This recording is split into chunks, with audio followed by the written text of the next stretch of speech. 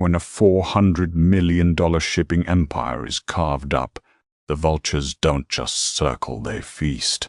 Lara watched in silence as her cousins inherited the mansions, the yachts, and the offshore accounts.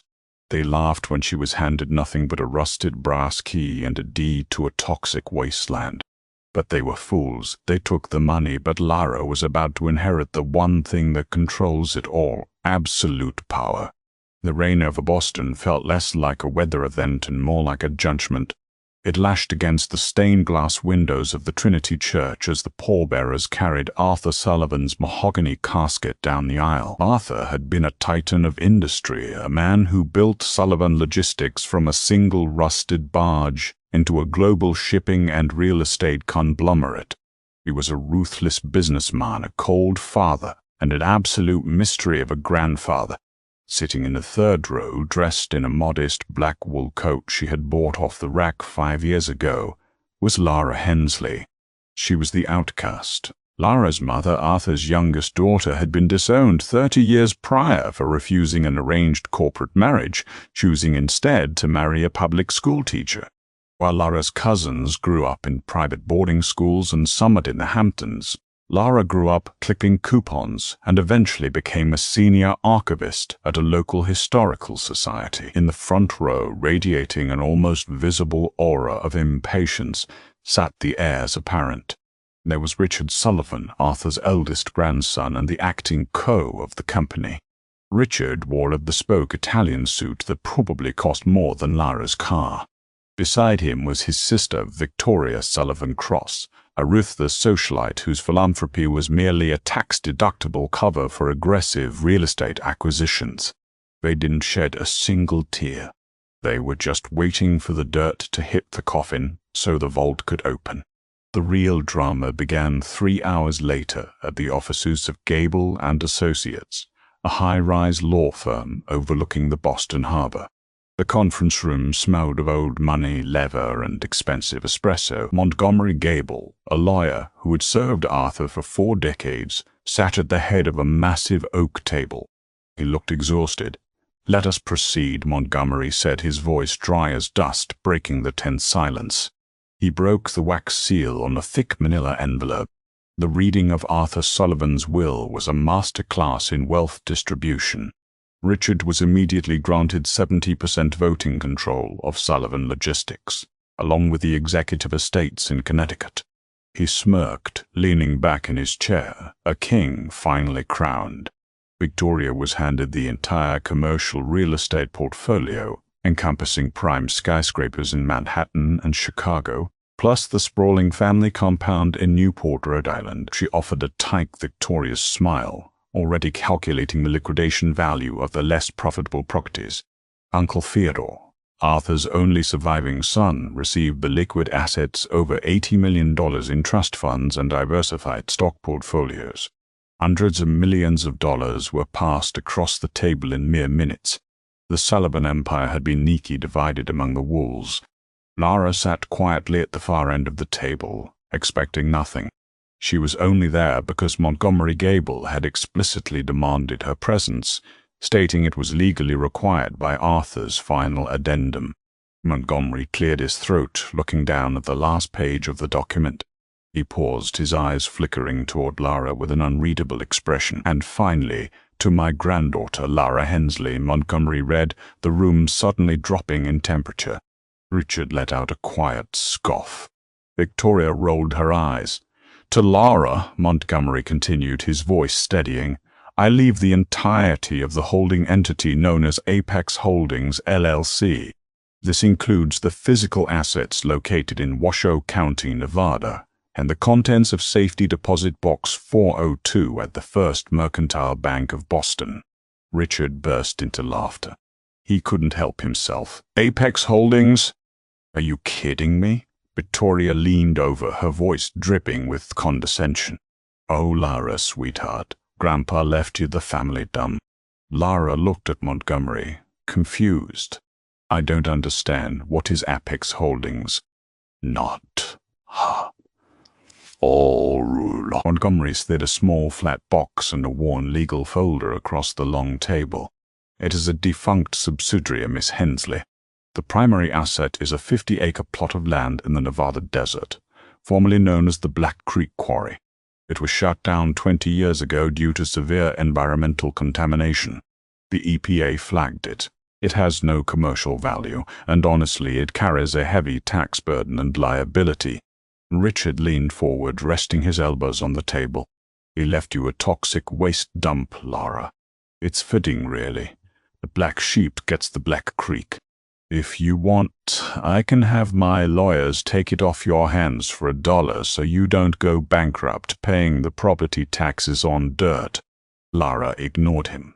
She opened the small box. Inside, resting on a bed of faded velvet, was a heavy tarnished brass key. Underneath the key was a small handwritten note on Arthur's personal embossed stationery. She opened the note. It contained only 2 sentences written in her grandfather's jagged scrawl. They are blind to the foundation, Lara. Money is loud, but power whispers. Lara closed the box. She looked up at her cousins, who were already packing up their briefcases, dialing their wealth managers, completely dismissing her existence. They had the fortune, but as Lara felt the heavy cold brass of the key in her pocket, her archivist instincts flared to life. Her grandfather was a calculating, cold-blooded strategist. He never kept a liability without a reason, and he certainly wouldn't leave a final insult to the only grandchild who never asked him for a dime. "I'll keep the property, Richard," Lara said quietly, standing up. "Thank you for your concern." As she walked out of the towering glass building into the Boston rain, she didn't feel defeated. She felt a burning, undeniable curiosity. The Sullivan Empire had just been handed over to arrogant fools. But Lara was about to find out what held the empire up. For 3 weeks, the financial world celebrated the new era of Sullivan logistics. Richard graced the cover of Forbes, heralded as a modern visionary, while Victoria hosted extravagant galas in her newly acquired Manhattan houses. Meanwhile, Lara was in her tiny apartment buried in research. Using her skills as a historical archivist, she began digging into public records regarding Apex Holdings and the Black Creek Quarry. The paper trail was bizarre. 20 years ago, Arthur had suddenly shuttered a highly profitable gravel and limestone operation. He paid off massive EPA fines without a fight, erected a 10-foot steel fence around the perimeter, and locked it down. He paid a private security firm an exorbitant monthly fee just to drive by the empty desert twice a day. You don't pay armed guards to protect toxic dirt. She needed to see it for herself. Lara drained her meager savings account, booked a cheap flight to Reno, Nevada, and rented a battered SUV. The drive into Washoe County was desolate. The landscape was a harsh, unforgiving expanse of baked earth and scrub brush. When she finally reached the coordinates, she found exactly what the legal documents described: a massive, rusted chain-link fence topped with razor wire, bearing aggressive sun-bleached signs warning of chemical contamination and trespassing. She cut the heavy padlock on the main gate with a pair of bolt cutters she had bought at a local hardware store. The heavy gate screamed on its rusted hinges as she pushed it open. The property was a ghost town of abandoned mining equipment. A massive, silent crater dominated the center of the land, but Lara's eyes were drawn to a small, unassuming concrete blockhouse near the edge of the quarry. It looked like an old administrative office. The front door of the blockhouse was unlocked, swinging lazily in the hot desert wind. Inside, it was gutted empty filing cabinets, dust and debris. But Lara remembered the note. Look beneath the foundation. She searched the floor meticulously, brushing away layers of desert sand. In the back room, beneath a rotting piece of industrial linoleum, she found it. A heavy steel trapdoor set flush into the concrete. In the center of the steel plate was a single, old-fashioned keyhole. Her heart hammering against her ribs, Lara pulled the tarnished brass key from her pocket. She slid it into the lock. It fit perfectly.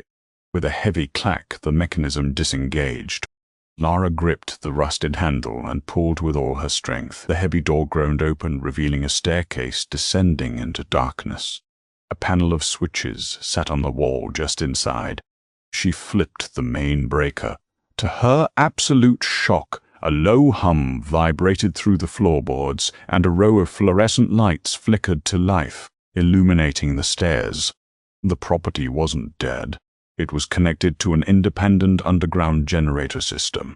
She walked down into the cool, climate-controlled air of the bunker.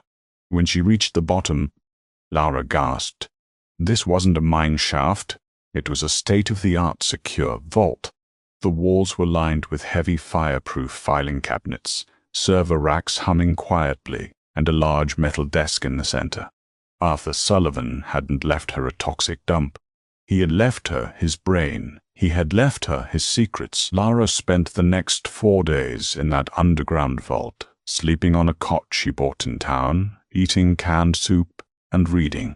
What she uncovered made the blood freeze in her veins. First, she found the true geological survey of the Black Creek quarry. The land wasn't toxic. The EPA report had been entirely falsified, bribed, and orchestrated by Arthur himself to keep the government and competitors away. The quarry was actually sitting on one of the largest, most concentrated undocumented veins of scandium and neodymium in North America. These rare earth metals were the absolute backbone of modern technology, essential for electric vehicle batteries, aerospace engineering, and military hardware. The toxic dirt Richard had mocked was worth billions. It was the future of tech manufacturing. But the land was just the appetizer. The fireproof cabinets contained the shadow ledgers of Sullivan Logistics. Arthur was a paranoid control freak. He never trusted his children or grandchildren, and he certainly didn't trust digital security. He kept hard copies of everything. Lara pulled out files labeled with Richard's and Victoria's names. As she read through the meticulously documented pages, accompanied by banking receipts, offshore wire transfers, and internal memos, she realized the horrifying truth about her cousin's newly inherited empire. Richard and Victoria hadn't just been waiting for Arthur to die. They had been actively cannibalizing the company for the last 8 years. Richard had set up dummy corporations in the Cayman Islands, overcharging Sullivan Logistics for fuel and maintenance, skimming millions off the top to fund his lavish lifestyle. Victoria had been leveraging the company's real estate assets as collateral for illegal high-risk offshore investments, forging Arthur's signature to bypass board approval. The pristine $400 million empire Richard and Victoria inherited was a financial house of cards, heavily leveraged and rotting from the inside. And worse, they had committed massive corporate fraud, tax evasion, and embezzlement. Arthur knew everything. He had documented every single crime his grandchildren had committed.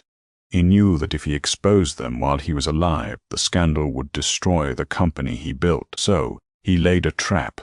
He gave them the ropes they desperately wanted, knowing they would eventually hang themselves. And he gave the executioner's lever to Lara.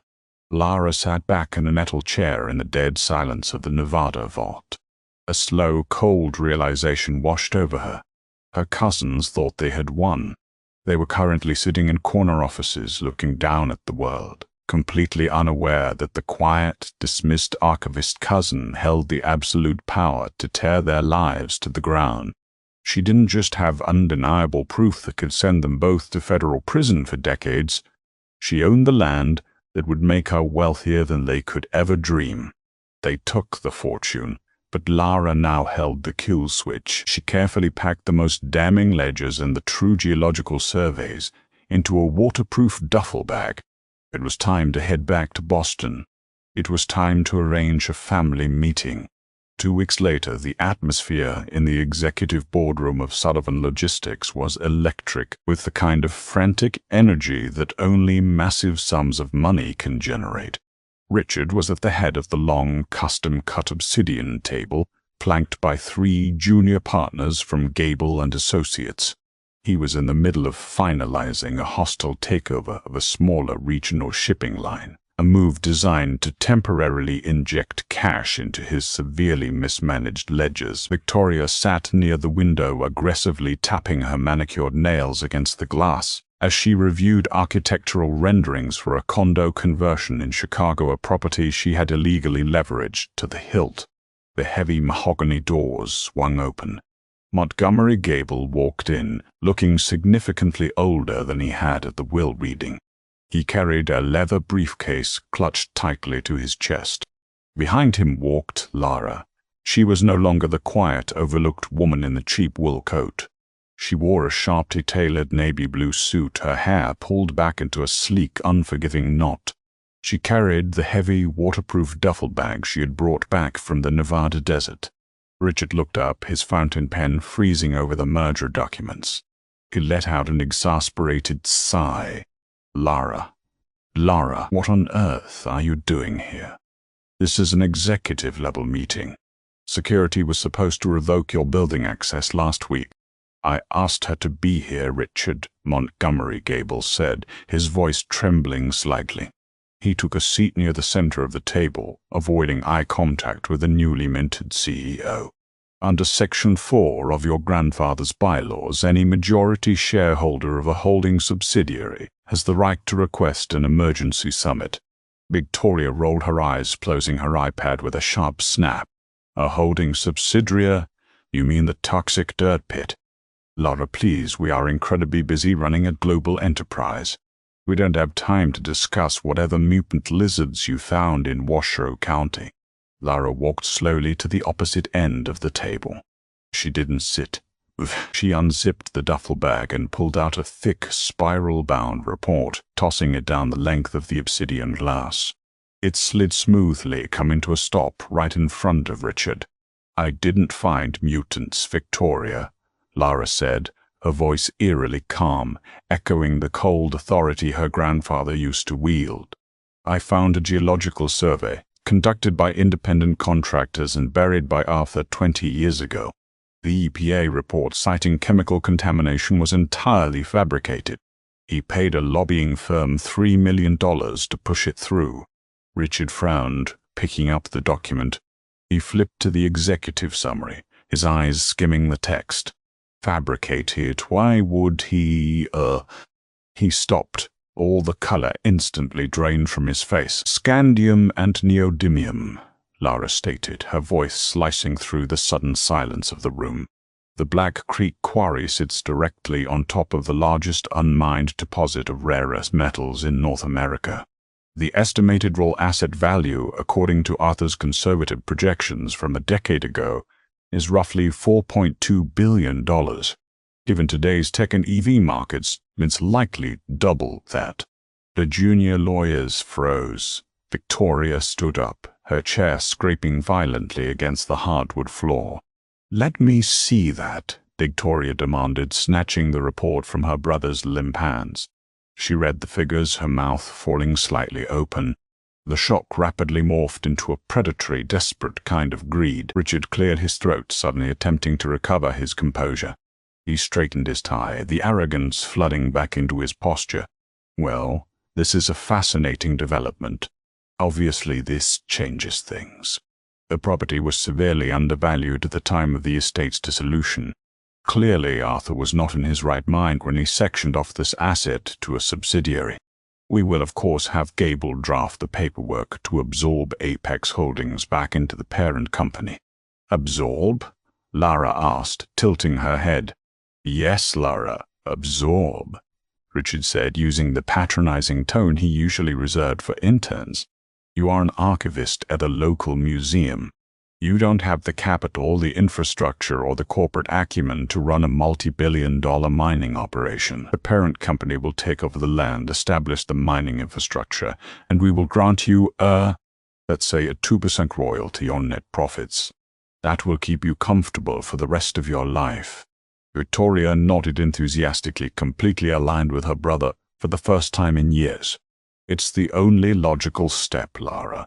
If you fight us on this, we will drag you through probate court for a decade. We will freeze the asset, drown you in legal fees, and claim the subsidiary transfer was fraudulent. Take the 2%. It's more money than you've ever seen. Lara looked at her cousins. They were so predictable. Arthur had known exactly how they would react. They couldn't stand the idea of having something valuable, and their immediate instinct was to steal it through intimidation. "I'm not here to negotiate a royalty on my own property," Lara said softly. She reached back into the duffel bag. The room watched in heavy silence as she pulled out 3 thick, red, fireproof ledger books. The gold foil lettering on the front of each book read, "Arthur Sullivan, Private Audit." She placed them gently on the table. "I'm here to talk about Pelican Oceanic Services," Lara said, looking directly into Richard's eyes. Richard flinched as if he had been physically struck. His jaw tightened, and a bead of sweat materialized at his temple. I don't know what you're talking about." "Nah, Pelican Oceanic Services," Lara repeated, opening the first red ledger. "A maritime maintenance corporation registered in the Cayman Islands. Since 2018, Sullivan Logistics has paid Pelican Oceanic over $47 million for ship repairs and hull inspections. Which is fascinating considering Pelican Oceanic doesn't own any dry docks, employs 0 engineers, and shares a P.O. box with a shell company registered to your personal wealth manager, David Higgins." Richard opened his mouth, but no sound came out. The junior lawyers immediately looked down at their laps, terrified of the liability they were currently sitting in the same room with. Lara turned a page. "You inflated maintenance invoices by 300%, approved the payments as COO, and funneled the excess capital into offshore accounts to fund your private jet, your gambling debts in Macau, and your extensive art collection. It's a textbook embezzlement scheme, Richard. Grand theft, wire fraud, tax evasion." "That is a lie," Richard choked out, his voice a pathetic croak. "Those ledgers are forged. They include banking routing numbers, Richard." "They include copies of your encrypted emails," Lara said relentlessly. She closed the first book and opened the second, turning her gaze to Victoria. The socialite had gone entirely rigid. "And you, Victoria?" "The Wellington building in Manhattan," Lara said. Victoria took a step back. "Don't!"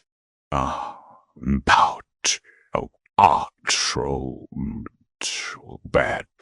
"You leveraged the Wellington building as collateral to secure a $60 million loan from the Geneva Sovereign Bank," Lara read from the ledger. "A highly illegal maneuver, considering Sullivan Logistics owned the building outright and the board explicitly voted against utilizing it for collateral. You bypassed the board by producing a document with Arthur's signature, granting you sole power of attorney over the real estate portfolio." Lara pulled a clear plastic sleeve from the ledger and slid it across the table. It contained a high-resolution photograph of a document. "Grandpa Arthur was paranoid, Victoria. He had a digital auto-pen lock installed on all his corporate accounts. He knew you bribed Gregory Stanton, the notary, to authenticate a forged signature. He tracked the $50,000 wire transfer you sent Stanton the day before the loan was approved. You committed federal mortgage fraud and identity theft against your own grandfather." The silence in the boardroom was absolute. The sound of the Boston traffic below seemed a million miles away. Victoria sank slowly into her chair, her face buried in her hands. Richard was breathing heavily, his eyes darting frantically around the room, looking for an exit, looking for a loophole. "You can't prove any of this without triggering an SEC investigation," Richard snarled, a cornered animal showing its teeth. "If you hand those books over to the authorities, the stock price of Sullivan Logistics will plummet to 0. You'll destroy the family legacy. You'll destroy the company." Lara smiled. It was a cold, sharp expression that made Montgomery Gable shiver. "That brings me to the third book," Lara said. Lara rested her hand on the final red ledger. "You see, Richard, Grandpa didn't care about the family legacy. He cared about control. He knew the two of you were parasites draining the life out of his company. But he also knew that exposing you publicly would bankrupt the enterprise he spent 50 years building." She opened the final book. "So, he did what any ruthless businessman would do. He hedged his bets. He created Apex Holdings, not just to hide the rare earth metals, but to act as a shadow creditor." Lara looked at Montgomery Gable. Montgomery, would you care to explain the structural debt hierarchy of Sullivan Logistics? Blah. The old lawyer cleared his throat, wiping sweat from his forehead with a monogrammed handkerchief. Over the last 5 years, Arthur systematically purchased the toxic debt generated by Richard and Victoria.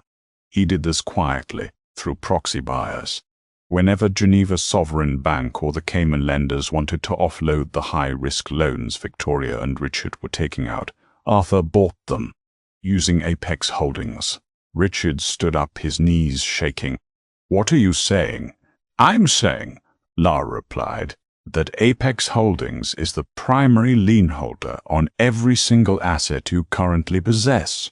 You don't own Sullivan Logistics, Richard.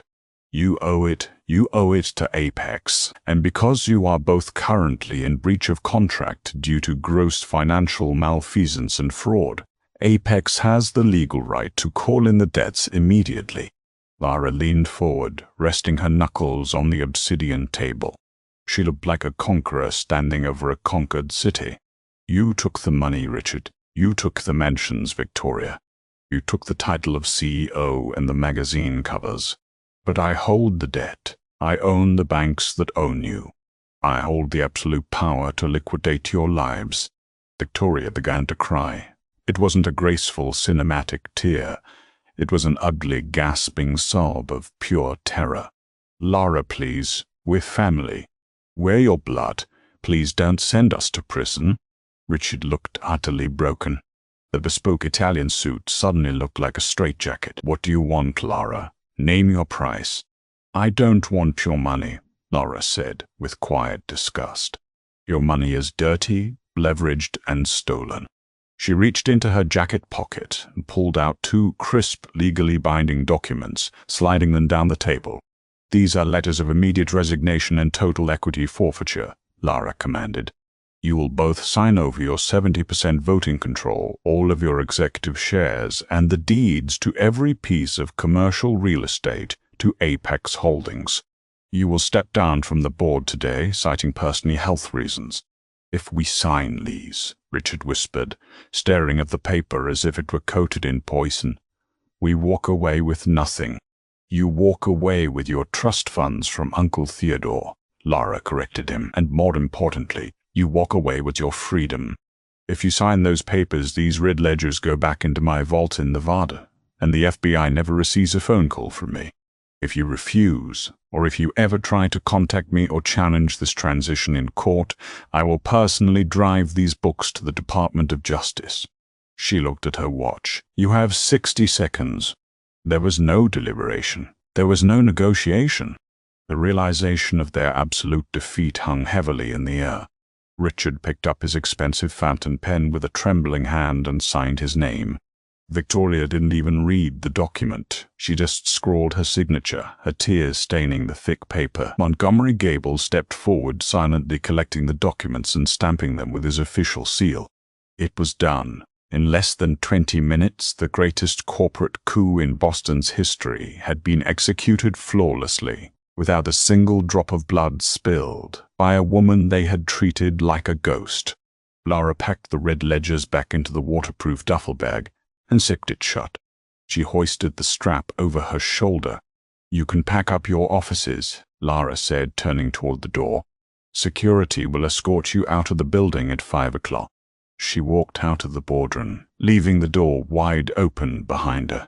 She bypassed the elevators and walked toward the massive floor-to-ceiling windows at the end of the executive hallway. The rain had finally stopped, and the afternoon sun was breaking through the clouds, casting a brilliant golden light over the Boston harbor. Lara stood there, watching the massive cargo ships slowly navigating the waters below. They were her ships now. Her grandfather had been a cruel, manipulative man. He had let his family rot from the inside out just to prove a point. But he was right about one thing. Money is loud. It screams for attention. It buys fast cars, and it fuels arrogant pride. But power is a silent, rusting key in a desert vault. Power is the patience to read the fine print while the fools are busy popping the champagne. Lara Hensley, former archivist, now the sole proprietor of a multi-billion-dollar global empire, took a deep breath. She smiled. It was time to get to work. If you were captivated by Lara's brilliant strategy and this tale of hidden wealth, deception, and ultimate justice, make sure to hit that like button. Share this video with anyone who loves a massive plot twist, and don't forget to subscribe to the channel and ring the bell for more incredible, jaw-dropping, true stories of power and revenge. See you in the next one.